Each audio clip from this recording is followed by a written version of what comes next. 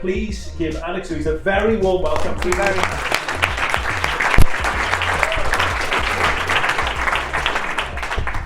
Thank you. I'm going to give you a really brief, super quick history of who I am so that you get where I'm speaking from. And I'm also going to explain to you who I am for you in the room so that you understand where I come from. And I'm going to tell you what I don't do. So my name is Alexlouise. I've been in property since I was 22. I moved to Cardiff when I was 14, so I consider Wales my home. If Wales are playing England in the rugby, I support Wales, even though I wasn't born here and I'm technically English. And I own a portfolio of 18 properties and growing. I walk the talk. We're currently, so my husband also has his own properties. We are just buying a block of 8 bedsits, Talbot Green, Pontyclean area. So I do what I talk about. I retired, sounds glamorous, when I was 32. I was a chef for 17 years. In fact, I really recognise you from back in those networking days, never mind now, yes. So I spent 17 years as a chef. I left school at 15. I did have GCSEs, but I hated school, so I didn't want to stick around. So I was a dishwasher in an Italian restaurant, and I worked my way through kitchens, and then I bought property alongside that. I've never had a huge income. I've done this on relatively small money. Anyone who's ever worked in catering or knows anyone that works in catering or knows chefs know that we earn shit money. We work long hours and no one ever sees us. And they wonder why we do it. And we do it because we love food. And I did it for 17 years, and then I'd had enough. So I share that so that you understand where I'm coming from. So if you're new in the room and you're starting out and you're going, oh my God, how do I do this? It is possible. And I think what's really powerful and what I talk about is it's possible when you figure out what you want. So what I'm going to say to all of you in this room, including the experienced people, is one of the standards that I have that I work with my coaching clients, so let me rewind a little bit. I now coach people as well on joint venturing. So my speciality is getting people together and they joint venture, and I facilitate that, is the short version. If you want to know more about it, Ben does multiple videos about his journey. He's in one of my groups. Wayne over there is in a group with Ben as well. I have 5 groups that are currently in limited companies buying property, and basically they pay me as a coach. So who I am for people is I want people to succeed and fulfill in what it is they want. I'm not interested in each of you comparing your journeys with each other. It makes no difference what I've done. I tell you that I've done it so you know that I'm speaking from a place of I've done it. But it makes no difference to what your journeys are. It makes no difference to what you want to achieve. Everyone's journey's different. If you don't figure out what it is you want, and you follow someone else in this room, or Harvey, or me, or anyone else who's a few steps ahead of you, you will come unstuck because you'll end up with properties that don't really work for you. So anyone here who's looking for the magic strategy or the right area to buy, it's the wrong place to come from. And when I coach people, I ask them what they want. What happened to me when I was 32 and I retired from being a chef was I didn't know who the hell I was. The journey was amazing. And then all of a sudden I was like, yay, I'm financially free. This is so cool. And all my friends were still working, and I didn't know who I was because my 18 hours a day as a chef identity was gone. So I was a bit broken, frankly. If everyone wants to know what it feels like when you get financially free, if you don't have your why or your dream beyond the dream, you will not know who you are anymore when you leave your day job. So one of the biggest things I get my clients to do is work out if and when they're financially free, what would they spend their time doing it? And we start working on that now, because it is a hard, lonely journey to get financially free and look around, and there's not many people that do it. And if property, you're doing it just for the money and to get financially free, and you're not a trade and you're not loving it, what are you going to do all day? And people go, I'm going to lie on a beach. I go, yeah, that's good for about a week. Like literally a week, and then you're like, shit, what do I do now? So anyway, that's enough about me so you understand where I'm coming from. So who I am for people is the possibility of financial freedom and the possibility of being complete in all their relationships.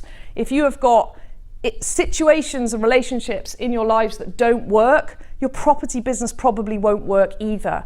If you can't get along with people and you can't make your intimate relationship work or your family relationship work, guess what? It's gonna suck in business too, because you're gonna deal with tenants and mortgage advisors and solicitors and brokers and all the rest of it. You're gonna deal with other human beings. And if you can't get along with our fellow human beings, it's a hard journey.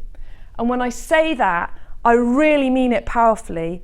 And so that you all get a really great place to be, I'm unoffendable. I still haven't worked out if that's actually a word. I said that on my live last night. It's impossible to offend me. You cannot offend me. So there are any questions you can ask me tonight. I had a client on a group who's moving into Joint Venture Mastermind on Tuesday saying, aren't you just offering us this because you're desperate and that's why you're offering us this price? And I was like, no, it's about how it works for you guys. But what I'm sharing that with you because it's like you can say anything to me. So if you've got something that you're like, yeah, but what about this? Just say it. It's much, much easier to get along.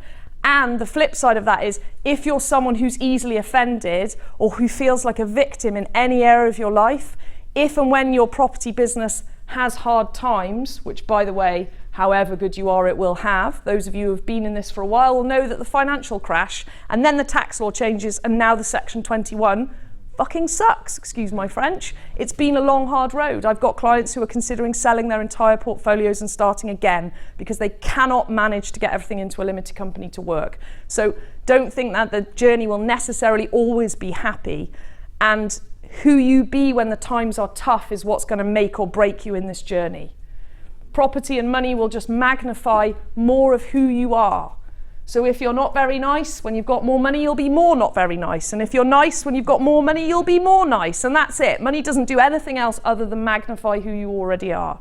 So I really invite you to, alongside places like this, be on a personal development journey that is who you are. Building wealth and having more property is about who you have to become to deal with that. I'm accountable to now 28 different family units who are in my care because I house them. That's quite a lot of responsibility that I don't take lightly. If you don't take it seriously, you can come unstuck. Okay? They will deal with losing jobs. They will deal with all sorts of stuff that you'll go on that roller coaster with them when they don't pay their rent. Who you be in that situation will again make or break your property journey. I hope that gives you a little bit of a taste of who I am for people and for my tenants and for my clients. What I was going to talk about tonight was how to make joint ventures work. And into that now I'm going to add some stuff because of the things that I've heard around the table tonight. And I'd also like to know now any questions that anyone has right now so I can add that in. Because it's really important that if you've come here to get questions answered, then please ask them. There's no such thing as a stupid question except the one that isn't asked. There really isn't. So at any point, if you're like, oh, what about this? Or anything I say, please put your hand up. If you don't want to speak in front of everyone, send me a private message. But really be aware, if you are the person that asks the question, everyone else in the room is wondering it. You're just doing the work. Like, really, you are, okay? So I'm going to talk about first the 5 top mistakes of why joint ventures work. And if you're not interested in joint venturing or you don't joint venture or it's something that you think you're not interested in doing, consider it about why property deals don't work. Because whether you realise it or not, every single one of you in this room, even if you haven't bought a property yet, is in a joint venture. And this is the biggest mistake that people make. The minute you go into something with another human being, whether it be buying the property from them or renting a house to them or asking an electrician to come, and I'm thinking of an electrician over there, asking an electrician to come and do a house, you've entered into a form of joint venture, whether you realise it or not. So everyone really is joint venturing on some forms. And the biggest mistakes that people make, I've put the top one is that you look for new people. And I had this conversation actually with Ben and Wayne's group just last week when I was coaching them, and they are fundraising at the moment. They are raising finance to buy deals and to buy more deals than they've already got. And so whether you are looking for more money or looking for a partner or maybe a trade to joint venture with, anyone who's ever joint ventured with a trade will know that it's brilliant because they know what they're doing when they're on site. If you look for, like, it's like what people do and what, sorry to pick on you, Wayne and Ben, about what you were doing in your group last week. I should have asked you before I said this. If you look outside of yourselves and outside of your existing circle for the new shiny person that you think is going to make everything okay, and I'm going to bring this into what you were saying about like areas, we get this thing that the people outside of us and that we don't know have something that we don't, and that, oh, it's all over there and we have to do these websites, right? You might go on some property courses and they're like, do a website, have a business card, go networking. And then they send you out networking and it's like, go networking and meet someone new and immediately ask them for money. Now, I don't know how many of you have tried that, but generally it takes a bit of time and relationship building to do anything like that, to get any serious volume of money. And the other thing is, if you say out of people, it's like kind of wrong. It's like you're out to get something from them. Joint ventures work when you build relationships. Most people, if you really look, you'll have someone already in your lives that you haven't shared with. How many people here are in property, but you don't really talk to your close friends and family about it? Be honest. There'll be people, and even if it's not your entire family, there'll be that auntie or uncle in your family who you don't tell. There'll be those friends at the pub or in work who you don't tell. There'll be colleagues in work who don't even realise you come to this. This is like a secret that you don't tell people, right? So all of the people, ironically, that are kind of, they really know you and they probably like you and they probably trust you, they don't even know what you're in the market for. They don't even realise that you might be looking to do a joint venture. Some of you have probably got an auntie with 100k in her bank, desperate for a better interest rate, but petrified of the stock market, who would give her right arm for 5%. No jokes. I've got 3 separate people in my joint venture groups who have done this with close family members who they didn't even know had that kind of money until they started to talk to people. So whether it is looking for the next deal, looking for the next area, looking for the next money, looking for the joint venture partner, I encourage all of you to look a bit closer to home and also to build the relationships. And I know you're all here networking, probably because that's why you're here. You want to build relationships, but really build them. I don't mean just, hey, oh, you've got some money and I want to buy a house, let's do this. That's so in my intimate relationships, I used to do intimate relationships, and then 6 months down the line, I'd be like, shit, what am I doing? I didn't find out who this person was before I got into a relationship with them. It's like that in joint venturing. If you don't know who they are and what they want, it's gonna be tough. So I invite all of you to look a little bit closer to home and to share with people in your lives what you're doing. And I'm gonna add a caveat to that. So I have things that I call standards in my groups and what we do. And one of them is no naysayers allowed, okay? If someone's gonna do down what you're doing, don't share with that specific person, or share a bit less. Or if you're gonna share with them, like I am now, be unoffendable and just go, this is what I'm doing, I got that you hate it, that's okay. But at least share, yeah? Otherwise you kind of get to this place where people don't realise what you're doing and then they're like, oh, this is all weird. My clients all deal with it. I don't know if Wayne and Ben, you've dealt with it, but my clients deal with family members thinking that maybe what I'm doing is some kind of cult and maybe I'm just out to rip them off for their money. Why isn't she just buying properties? Why has she got to coach you guys, right? We'll all deal with that on this property journey. So share more with your family and don't let the naysayers in, please, because it's killer. Any questions at this point? So quiet.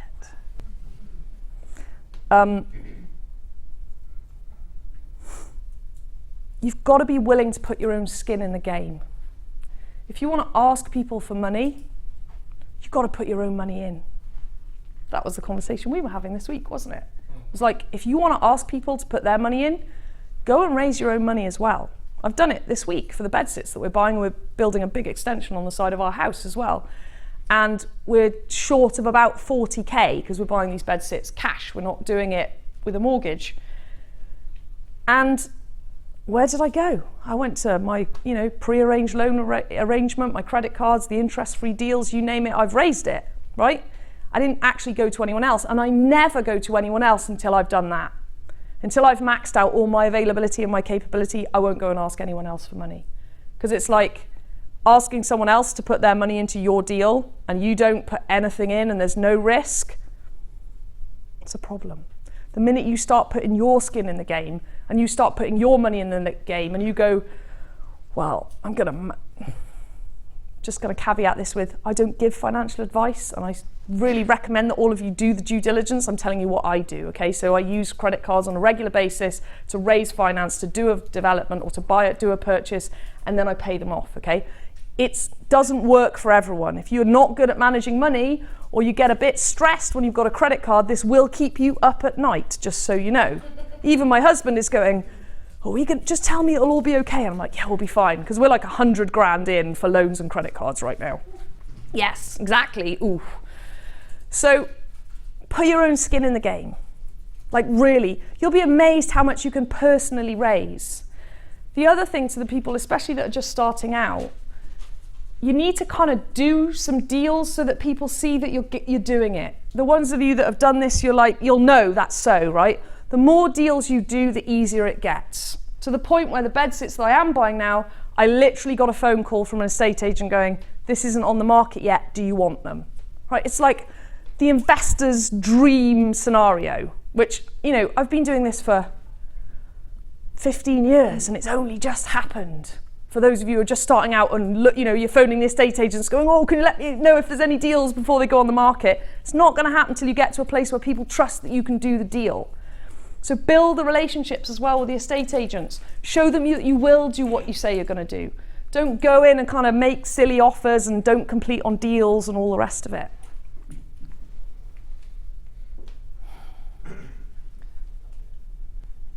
I've put here, don't get starry-eyed and quote-unquote stupid, okay? I hear way too many tales of people going, oh, this guy ripped me off. Oh, this course, they just took my money. Oh, I bought this deal from this sourcer and it was wrong, the figures were wrong, he lied to me. How many, so me included, by the way, when I'm asking you to put your hands up, I'm lucky to have escaped 2 deals from a person like this. I had and that was with my eyes wide open going, hang on a second, what's going on here? How many people have come across this? And there's probably more, but they just don't want to say, right? It's about who you be in the deal. It's about you going into it eyes wide open. Don't get, just because you get a sheet showing you all this amazing rental and how low the utility bills are going to be, do your own research. Don't trust every person that comes along and sells you a deal. Build the reputation. Like, fine, you know, if you've got a good source that works, Wayne over there sources properties. The reason I know that is because one of my groups did a deal with him and now he's in one of my groups because I know he's good for what he says. But it took some time for me to see that and to have we've had some big conversations, right, Wayne? Including Wayne going, I think I want out of this because it's taking too long. It takes time to build the relationships. But don't be that it's other people's fault. There are con artists in every industry. I used to be a chef. Do you know how many crap chefs there are out there? There's a lot more crap chefs than good chefs. Like, really, you know, how many of you go out for dinner and the food's good or bad? There's a lot more bad, unfortunately, than there is good. It's no different in this industry. But you've got to go with your eyes wide open. And you've got to do your research and you've got to look at what's happening. Don't get starry-eyed about something. And that's the same with an area. Don't get starry-eyed about an area that everyone's talking about. Big, big mistake.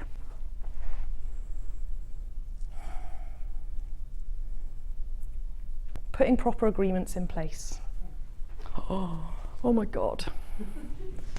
I'm sorry to pick on these two, but they work with you. How boring was the day when we did the company agreement? Like, really, how boring was it?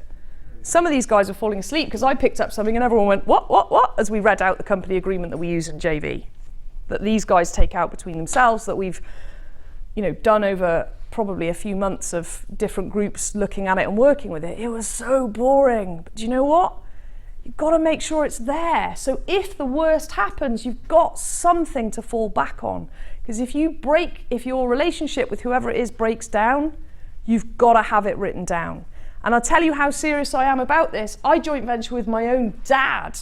And it was probably him that taught me this. This is not me. I have to, you know, give him credit for that. We have agreements in place for everything. How much the money is, when it's being paid back, what the interest rate is. Yeah, back in the crash, I paid him 10% to get me out of a deal and lend me some money when the banks wouldn't. I had a deal in Abercynon. Who told me about Abercynon today? You've just said you've got something in Abercynon. bought it for 100,000. Sorry, bought it for 75,000, had 100% financing from RBS because I was putting 25,000 into the refurb, okay? Then the crash happened as I'm doing the development. So I'm doing it as a catering company downstairs and a 2-bed flat to live above it. RBS had said, on the out, and we'd done our figures, it will be worth £140,000. Now you can all do the math here. So we spent the 25,000, it'd be worth 140. We'd pull out with a mortgage. Back in those days, for those of you that were doing deals know that it was like 85% mortgages, even on buy-to-let, sometimes 90%. So we were in to take all the money out and have a bit of cash to move on to the next ones. The crash happened. Do you know what RBS said? They went, no, we won't give you a higher valuation. And by the way, our loan to value is now 65%. So you need to give us 10 grand. Great. So I said to my dad, I need a loan, 40 grand to get me out of this, otherwise it's gonna finish me off. I said, I'll give you 10% because that's what it meant to me and it meant to him, because ultimately we're like high risk, right? Everything's going bust. Even someone said earlier about, professionals know, I think it was Harvey said about they know more than I do. And I was thinking, well, technically the Lehman Brothers knew more than all of us, but where are they today? So I wouldn't take too much heed to that. You've got to have it written down. You've got to put the agreements in place. You've got to pay people, if you need to put the agreements in place. Once you've got that agreement, you can use it again and again and again. But you've got to do it. I don't care if it's your sister, your brother, your wife's cat's dog. Doesn't matter. You've got to have an agreement in place. And you have to, for those of us, because this is a room of investors, you have to treat these people with the respect that you would a bank. Because this is the other problem that I have, when there's a tendency to treat family members with disrespect because they're family, right? They're family. They'll deal with it. They'll handle it. No, they're family. You take care of them more than anyone else. But we don't. We do this like, what is the saying? Familiarity breeds contempt, and boy does it. And then you add money into it. Whew, family occasions get awkward. If you have it all agreed and you do what you say you're going to do, and by hook or by crook you pay them like you say you will, just like you would a bank, family get-togethers won't be awkward. They'll be really good. And do you know what also happens? They'll also then go, wow, I didn't think you were going to pay me that money, and you did it when you say you were going to. Do you want some more? And you go, wow, that's what it's worth when you treat people with respect, especially family members. Any questions? This is the quietest audience ever. Can't believe no one's thinking of a question. It's like, don't pick on me. Just a question about the banks, because obviously most of us are quite reasonably highly leveraged in the current climate because it's so cheap to borrow money, it's never been cheaper. Mm-hmm. And can they just change their terms like that, the bank, straight away, and then recall the finance on demand? Depends what your agreement says, right? And actually I'd defer to Harvey for this, as from a sort of technical point of view. But yes, there are people who've lost their whole portfolios after the crash because the banks called in the loans, forced valuations, even charged them for the valuations. Even if they didn't default on any of the payments? Mm-hmm. We lost 125 grand in the banking crisis for the Harvey? Can I interject? Yes, absolutely. So I think it's a really relevant point, especially where we are in the market now. Yes, because we were on that curve, Yeah. by the way, guys. So if you're doing developments, it's coming again. So I got caught out with a small amount, but if you're doing bigger stuff. So at the end of the day, the thing to remember about the banks is banks are there to make profit, okay? And the last time the banks were skint, other than 2008, was the Wall Street crash in the 1920s. Right? So it's not every time that it's as aggressive as it was in the last recession. The next recession probably won't be, but at the end of the day, who knows? But generally, if you look at banks like, if you look at Mortgage Express, so Mortgage Express are a bank that no longer exists effectively. They still exist in the sense they're servicing existing debt. Yeah. They have not forced their paying landlords who've been servicing their debt. They've not forced or foreclosed on them, but if they had anyone that breached terms, etc., they foreclosed on those pretty harshly. So, those that continue to service their debt, for example, in that scenario, have just carried on paying. Are Mortgage Express lending money anymore? No. Are they a bank anymore? No. But they've still got a lending book. Banks like RBS were particularly aggressive. That was brutal. And they were particularly aggressive, but also, I believe, speaking out about a bank, but I believe that was part of a key strategy because it was hugely profit making for them. Oh, yeah. And there were examples where they had companies doing invoice factoring. So for those who don't know, that's where you effectively finance your sales ledger. So I know of a printing company, just to give you one example, that had invoice factoring. So they were financing the sales ledger. So if they had a 90-day sales ledger, so it was 90 days before they get paid. They print some business cards, got paid 90 days later. They were funding that gap for those 90 days. That's called invoice factoring, for those who don't know. And basically, RBS pulled the facility overnight on that particular company. And that company was profitable. That company had great machinery and everything else, and everything was working just fine. The same company that did the printing actually manufactured things for the Red Bull race cars, for the Formula One cars. They were a really good, sturdy company. And I'm talking 2007 now. But why that deal particularly stood out to me back then is because I then refinanced. Once all their stuff had been repossessed by RBS, I happened to get the same serial number machinery come back on my desk to fund it for a new company. And I actually saw how much profit RBS made by liquidating that company. So it wasn't about whether they felt that the individual was insolvent. It was more about their profit as a bank. And that's something they were massively fined for after the last recession. And I don't believe that's necessarily going to be a strategy moving forward. I think the thing to be careful of in terms of banks calling in their debt, it's more about developers that are developing longer term developments where you're in a position where your projected sale is 18 months down the line. We're in a falling market. If we're in that falling market, you're in a falling market. They want to readdress it. They'll look at the new value of that and say, I want you to pay a proportion of your debt back. And you're more vulnerable if the end result is to refinance the property or to sell the property. If you're doing some sort of refurb that's relatively low, like your typical 6-8 bed HMO, and you should be able to refinance it on an investment valuation, a commercial valuation, and you should be able to then get tenants in who will pay the monthly debt, you would be last down the list of people that RBS because they're going to service that debt. Exactly. But Howard, if you kept up your mortgage payments, you never had a problem being with them for years, and taking the obvious sort of thing, like you wouldn't expect the bank ever to sort of come back and say, we let the economy alone anyway. I think the gentleman here as well. It's a great point. I think the difficult. No one's got a crystal ball, so we don't know what's going to happen next time. No. But if you look at historically what's happened in most recessions, because we're a boom and bust economy, that's the way it's going to continue, because that's how a capitalist economy works. So in that boom and bust cycle, it is incredibly rare to see what we saw in 2008. The last time we saw that was the 1920s Wall Street crash, right? In terms of the banks en masse trying to get money back in. Worldwide as well. Yeah. One of the only worldwide recessions this century. Yeah. Exactly. So they're the trigger points. So do I think in the next recession that we're gonna that 10 people out of this room, if they were developing, would end up getting the bank recalling them? No, I think that's extremely unlikely. It's not impossible though, and that's why I can't give you a direct answer. I can just talk about experience, history, the past, the future. Even in a recession, normally the banks remain liquid, and if the banks remain liquid, they've still got to make a profit lending their money. So if you're a good bet, they should still support you. And one of the things we see, just very quickly, because I'm going to take over, That's all right. but very quickly, one of the things we see when the banks expect there to be a correction of prices. So at the moment we know the heat's gone up in the market in many places, not necessarily in South Wales, but UK-wide. There's a lot of heat going up in the market. It's a more stable market at the moment, or subdued market, if you listen to the Nationwide Latest report. So subdued market that we're in at the moment. In that sort of situation, banks, they've still got to make profit, right?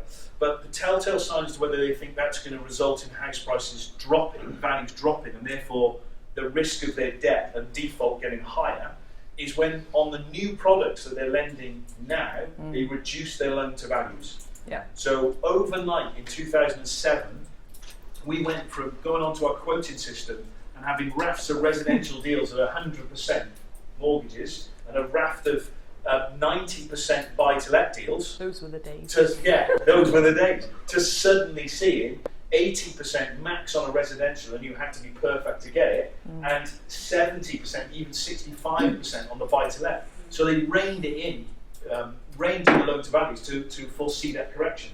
And that happened before, the news reported on the fall of Northern Rock, etc., which was October 2007. Everyone says the recession was 2008, but it started October 2007. Yeah.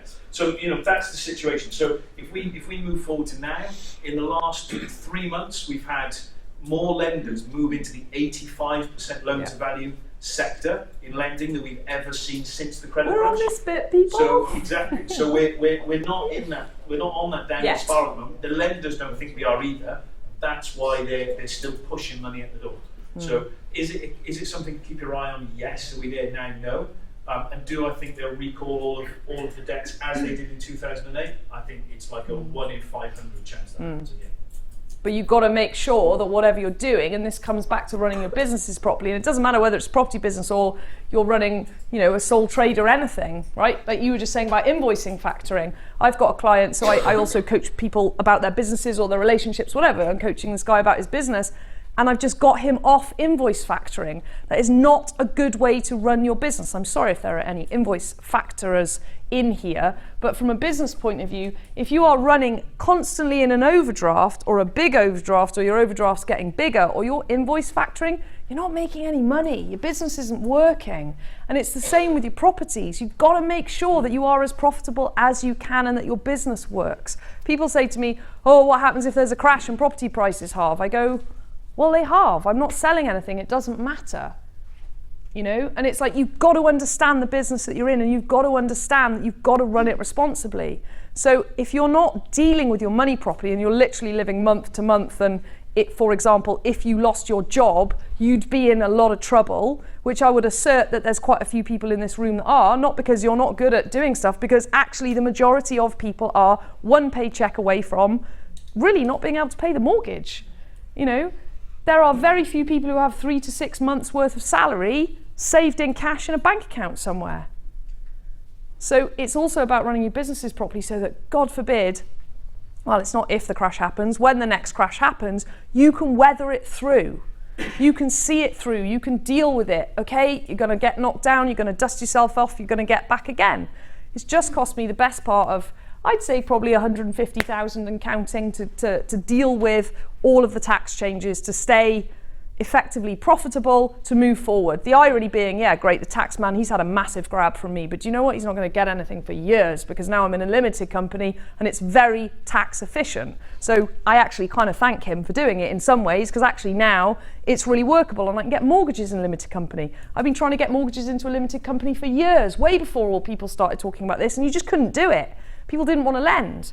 The tax change has forced lending to limited companies, so it's kind of handy. There's always upsides to a downside, But you've got to be prepared to weather the storm, and you've got to have the backup and the business running so that you can weather the storm. You've got to be able to cash flow not having a tenant in a property for a couple of months. You've got to be able to deal with when you first. So the biggest thing to those of you starting out, because there are quite a few in the room, it goes like this. When you have one property, and that tenant either damages the property, and actually it's usually to do with neglect. There's a very tiny amount of willful damage done to properties. Usually property damage, and I don't know if the other experienced landlords would agree with this, my personal opinion is the most damage I've ever had done to properties is what I call willful neglect. And it's when a family lives in the house for maybe 5 or 7 or 8 years and they don't ever clean. And then they move out. And those of you who are going, you know exactly what I'm talking about. It needs it doesn't even actually. Before you redecorate, you have to send the cleaners in and spend a couple of £100 cleaning. Yes. Or students for 1 year. So I don't. So yes, quite probably I don't deal with students. And do you know, if I did have a student HMO, I'd have a cleaner going in every week. Actually, and my HMO, I do send a cleaner in every week because it's 8 beds. The worst damage is when people just don't keep it clean, and then I've got tenants who put new kitchens and new bathrooms in and things. But you've got to be, if you imagine you've just started out and the first tenant that you have after say a year, if it's students, maybe a couple of years, moves out, probably sort of moves out without paying maybe the last month's rent, disappears, the bond doesn't even touch the 1 or 2 months rent arrears, never mind the shithole that your house has now become, and you have to clean. Usually they leave behind a lot of rubbish. Anyone who's dealt with this knows that the tip runs are huge, or you pay 200 quid for a skip. and it is usually a skip's worth as well. You then have to redecorate and refloor. You usually have to oven clean because they tend to not ever clean the ovens. So everyone knows what I'm talking about here who's had this experience, don't you? It's like it's the same. The tenant's different, but the situation's the same. But you imagine that happens to you on your first property. It's devastating to your cash flow. It's devastating to your morale. Probably makes you want to give up. That happens to me now with 18 properties. It sucks, don't get me wrong. It's painful. It happened to me last Christmas to a flat that I had. The guy had lived there for, I think, 5 years, and he had literally never cleaned. It was the one in Abercynon, actually, that I've owned since 2006, and he literally never cleaned. So I went in and we did, £2,000 worth of redecorating and flooring and whatever. It was kind of due that, so I wasn't as annoyed as I would be because it was ready for a refurb anyway. So that's the other thing.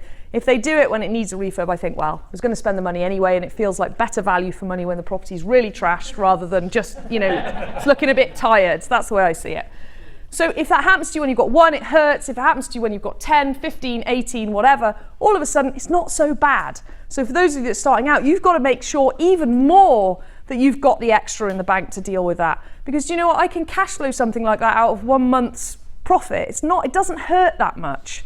So the other thing to say to all of you, you can't compare your journeys to anyone else's in the room because everyone will be at such different places. For me, tenant quote unquote trashes a property, no big deal. 10 minutes, cool. Trash the property, no big deal. Just starting out, devastating. Yeah? For people who are running bed sits and HMOs where they're not doing professional HMOs, they're dealing with any kind of sort of specialised housing, so people coming out of prison or any kind of social behavioural type problems, you're just going to be used to dealing with places getting smashed up, is the reality of it. You just are. That's what you deal with. You deal with antisocial behaviour, you deal with counsellors, all the world of it, and you're just used to it. But if you're not used to that, that's going to blow your brain. But you can't listen to that person who deals with that and think that that's what property is going to be like. You've got to figure out what you're passionate about and who you want to help and who you want to house. You've got to figure out what your area is. So we were just talking earlier, I'm going to pick on you guys now because I heard what you were all up to. So these guys are, can I share that? You're investing in Bridgend and you're looking at Cardiff. And what I'm saying is, why? Bridgend's awesome. There are amazing areas around Bridgend. So for anyone who's like looking and thinking, oh, over there, what other people are doing, very dangerous. So I invited you to like have a look at what else is going on actually in your own area, right? It's really, events like this are amazing because you get to share a lot of experience, but you've got to be careful that you don't kind of see what other people are doing and go, oh, maybe what I'm doing over here is wrong. Maybe I should be doing that over here, what this person's doing, right? Because do you know what will happen? You'll spend the next few years like this. Oh no, they're doing that. Oh no, they're doing that. Oh no, they're doing that. Do you know when I was buying back up in the valleys, before the crash, this is before Cardiff Bay was shiny like it is now, and everyone was going, ooh, apartments in Cardiff Bay, ooh, apartments in Cardiff Central, and I went, no thanks. And everyone was going, really good deals, we're going to make loads of money. Does this sound familiar? Because this will start happening again now, because we're on the up. And I went, no, I'm good, thanks. And then I retired at 32 on my little houses up in the valleys. And the people that have bought the Cardiff Bay flats, I think they're probably still in negative equity. Would that be fair to say? Sorry if there's anyone in here that did that, because that really sucked. Barely even recovered now. And everyone went, ooh, next greatest thing. No one thought, hang on, we're going to release these apartment blocks for rent and flood the market. And we're saying we're going to get £800, £900 a month for a 1-bed flat in Cardiff. I know South Wales is on the up, but come on. This was like 10 years ago.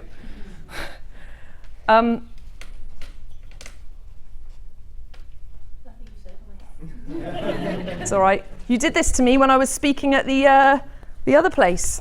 Joking. So,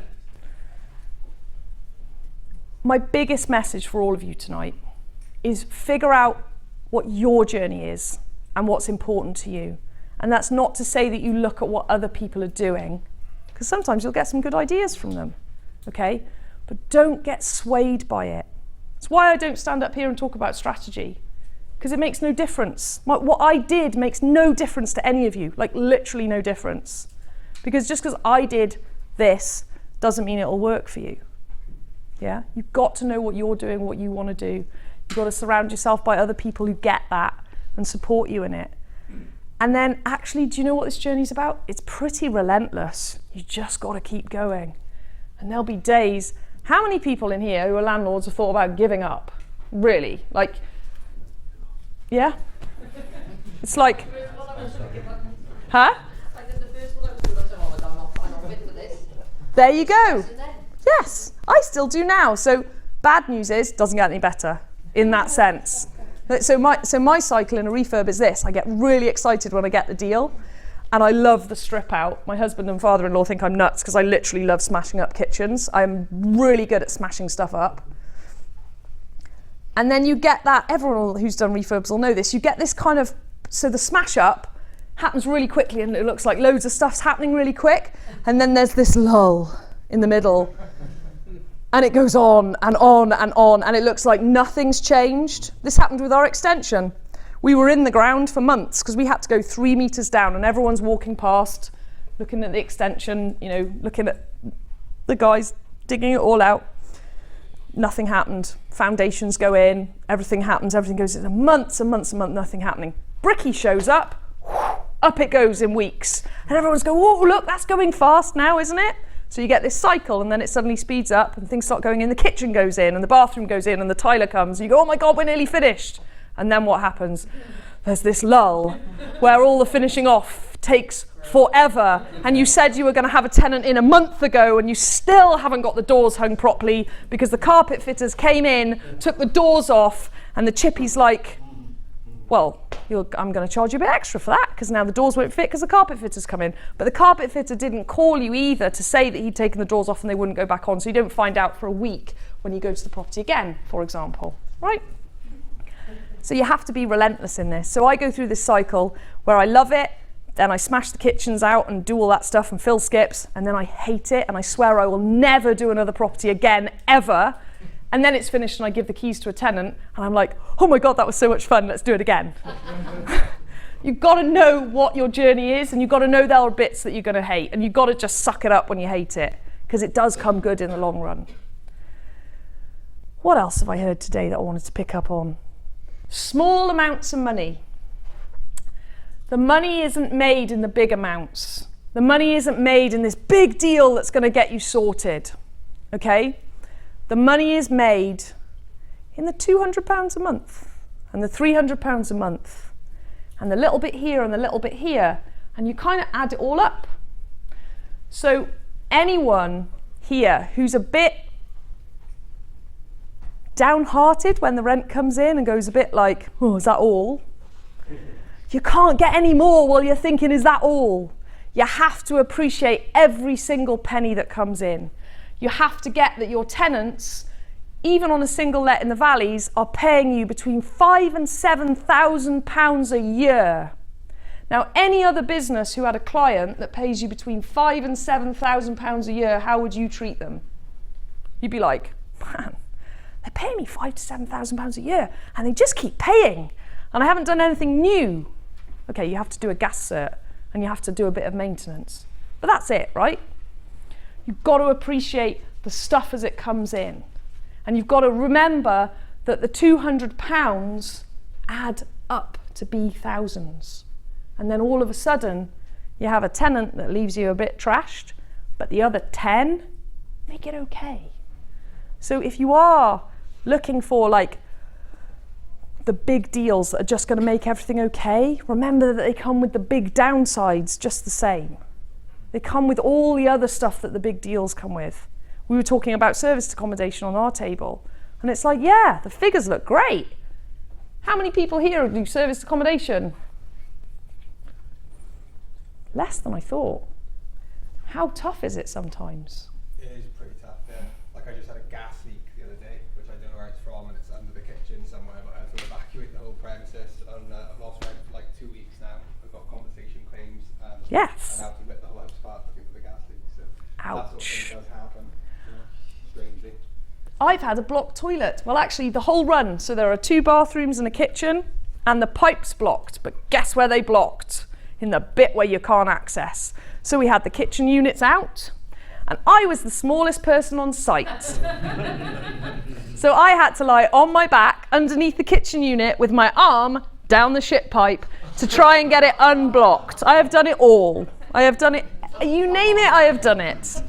Because all the guys that were there were too big. They couldn't get their art like you boys. You go to the gym and you do all this, and then you can't, you're no good to us, get in there.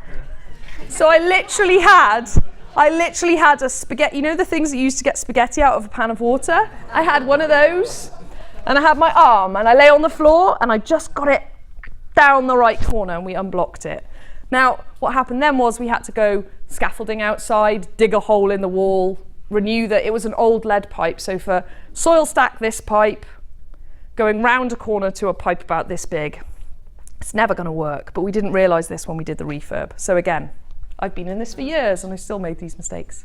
Are you still using that spaghetti spoon? I think it got binned. Or maybe it's in the holiday let and the people just don't know. I don't know. I don't know where it is. I'm not sure. It's a really good question. I don't know. I don't know. So like holiday lets sound really glamorous, and then you get a blocked thing, or you get, what happened last week? The Wi-Fi went down. So I've got guests in my holiday let, the Wi-Fi's down. Now I live in Newport, the holiday let's only in Porthcawl. It's not that far, but it's a 2-hour round trip. Now luckily my cleaner is awesome, and she'll go there and fix things and sort things out. But again, without my holiday let would not be as easy to manage as it is.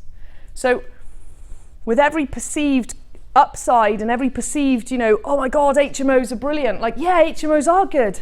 And they're loads of work as well. Who's got HMOs here? They're hard, right? They're harder than the single lets. They work and they pay you, but you earn your money for having the HMOs. So really consider, before you enter into investment, what it is you want to do. I've got clients who want to move abroad once they've got all their houses. So I'm not recommending that they do HMOs, because they require a lot of work, and they require a lot of work whether you're there or not. Whereas single lets, generally, especially mine, my tenants know that they can have that house for the rest of their lives. So they're the best, they're brilliant. They usually sort out the problems for themselves, and then when they can't, I'll get someone in. But a whole different ballgame. I mean, yes, it's only £200-300 a month, but it's £200-300 a month with not a lot of hassle.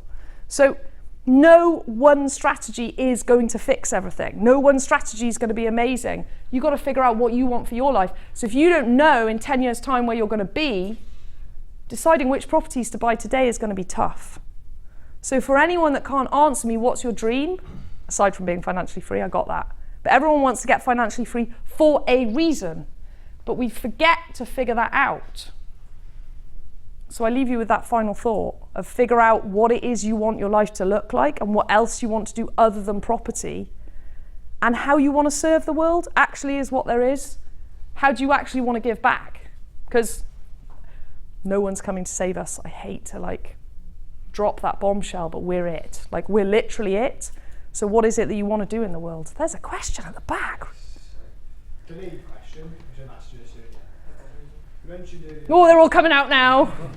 You mentioned about that you help JVs come together. Yes. What due diligence do you do to ensure that the JV partners will effectively work, get on, etc., etc.? Okay. How do you position them? Okay. So the first thing is, if anyone really wants to know how I coach, is to speak to these guys, because I can talk all day long, but hear it from them, and you're more than welcome to speak to any of my clients who are, if you want to. But I will answer that. If someone wants to work with me, they have to come on my Money Mastermind program, and that's a 4-month program. So I don't work with people quickly, by the way. Before, to even get onto that, they have to have a clarity call with me, and I want to know what they want and what they're up to and who they are and what their situation is. So I consider myself very privileged and lucky to hear people's stories that I do. I hear about everybody's stuff, not just financial. I care about people, so they tend to talk to me and tell me what they've got going on. Everything from marriage breakdowns to stuff that happened to them when they're children, you name it. And I encourage that because I want to know who I'm dealing with. So first of all, there's a free clarity call that everybody that I work with has to go through to even, I won't take money off people unless I've had that. If I think that I can help them, I will then tell them about the Money Mastermind program, which is a 4-month intensive program, which I now do as an online and end with a live. So it goes over 4 months, and it is 2 hours of coaching a week as a group call. The last one that I just did had 10 people on it. So it's everyone gets to know each other really well. Those people are also in groups and have a group call every week. And they have exercises and things to do each week. Everything from writing down what it is they want, filling in spreadsheets, answering all sorts of questions, personal development. I deal with people's whole lives. I don't deal just in property and money. So anyone who's looking for like get rich quick or just talk about money and property, forget it. Don't come to me, because I'll be like, tell me about this, tell me about that. So if you don't want to go there, don't come to me. Keep it shoved down. And when you're ready, come and see me, right? So 4 months, the groups all get to know each other. So Ben and Wayne are in a group with 4 others, and they did that live. So they came for a workshop at my house once a month for a full day, and then had an hour a week on a call. And then, if I think that they can go ahead, I will say come into Joint Venture Mastermind. And at that point, the group then solidifies into a limited company, and then they go ahead and work on a yearly basis with me. And most people I expect to work with me for 3, 5, 7 years. I expect that I'm going to have to kind of like say to them, come on, you're okay now, you don't need me anymore, because it's so effective to work in this way with people over time that it's like, why would you want to leave? It's a community, it's a family. This Sunday we're all doing, I'm not doing it now, I'm going to support, we're going to Tough Mudder together to compete. Those that want to, it's not obligatory. Last weekend we were meant to be camping. It was the rainiest, windiest weekend ever. So unfortunately we cancelled, and the plan is to next time hire a big house so we're not affected by the weather. But that's how I do it. People can't just pay me money and come and work with me. I want to know who people are. And when people come into my life, they are like, we kind of joke in Joint Venture Mastermind, but it's not really a joke. We're gonna like die together and still be hanging out in decades. You know, it's not something that we just do and then all go our separate ways. These guys go through shit together. Ben and Wayne have both tried to leave and are stronger for it. Like everyone, your stuff comes up, right?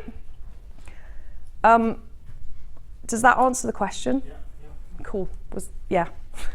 Someone else had a question. Yeah. Hello. I just wanted to know, you mentioned something earlier on about top tips for maximising profit. Yes. Yeah. So it's this, and it's not what you think it's going to be. Ooh, okay. I like You maximise profit by knowing who you are. it. Okay. You maximise profit by figuring out what it is you want. Yeah. And you maximise profit by dealing with who you are and what you want. So the irony is that you work on all your other stuff and then you maximise the profit. The more effective you become as a human being, the more money you will make. So I'm going to backtrack a bit and explain what coaching is so that everyone understands it. Personal development is amazing. It is amazing, but a lot of people think that they're broken and that they need fixing. And I've got some awesome news for all of you. You're not broken and you don't need fixing. You are perfect the way you are, and there is never anything wrong. Okay, we collapse mortality into our lives and we make stuff mean stuff. All coaching and personal development is, you get to say what it is you want, and I don't care if it's a Ferrari or mine is a farm, by the way. I love livestock, farming and animals, and I'm a complete geek for it, okay? Those of you that know that, like everyone, Charlie has been bought, everything that he's been bought, toys up to now, it's all farm stuff. It's hilarious. I'm like, oh, the poor boy, he doesn't even know if he wants a farm. So it's about knowing what you want. And what coaching does and what groups like this do is they help you remove what's in the way, right? So when you want to get something, so I'm going to give you an actual example of what that means. I really want a farm. Who I have to become to deal with that, knowing that the farm is probably going to be 250 acres, encompass multiple generations of my family living on it, and be a living, working livestock farm, and have my groups in it, and all the rest of that stuff. Who I have to become to achieve that is the journey. But if you don't know what you want, it's difficult to maximize profit because you haven't got a why. When I'm having a bad day, or I'm not sure what I want, my family remind me, they're like, remember the farm. And the minute I remember the farm, I'm back on track. Because you will have bad days. You'll have times when it's tough. And it's kind of a bit of a slippery answer, right? You just want to know how to maximize profit. You just want the black and white figures. There aren't any. anyone that tells you that there are, they're kind of lying, because something that works for one person won't necessarily work for other people. Yeah, we all know people who have like made loads of money and it's all just seemed to just work and flow. When you actually ask them, how did it happen? It usually took decades. So it seemed to some people who knew me, they were like, what, you're financially free? How did that happen? It's like, it's taken me ages. It's taken me over 10 years. I knew what I wanted. I made a promise when I was a teenager, when my dad lost his business, that I'd never be in that situation ever, and that I would get to a place when I was 30 that I would not have to be in that situation to rely on a job. I had a big why, big scary why, like, oh, fucking hell, run away, kind of why, but it worked. So there's two ways of driving yourself. One is the fear behind you of like, shit, if I don't do this, it's gonna suck. And the other one is the farm, right? If you don't have that and there's no why, it's really difficult to maximize profit because there's no motivation. Doing things just for the money is the lowest form of motivation there is. I'm not saying that going after money is a bad thing, right? To have the farm, I need some money, like £2 million plus God knows what to do the business, right? But I'm not doing this for the money, I'm doing this for the farm. That's the difference. It's a tiny shift. It'll change your lives. Once you allow yourself to want. How many people in here, really, if you're really honest, you think, oh, it's wrong to want? How many people have got children here and say, ooh, I want doesn't get? Boy, do we screw our kids up. Because it's like, then you have to spend your adult life retraining to know what you want. So if you want to maximize profit, figure out what it is you want. There are other answers to that as well, but that's the biggest gift that I can give you right now. That isn't like a, oh, just do this in a deal. Once you've got your why, anything's possible. And get around people like this. The fact that you're all here tonight, not down the pub or watching EastEnders, like, I'd just like to acknowledge all of you for that, because you probably don't think it's weird, but most of the world out there do. The fact that you're here tonight listening to this and having these conversations and working on being like, figuring out better stuff, you're already on the way. Yeah? Thank you. You're welcome. Yes, good. Thank you very much.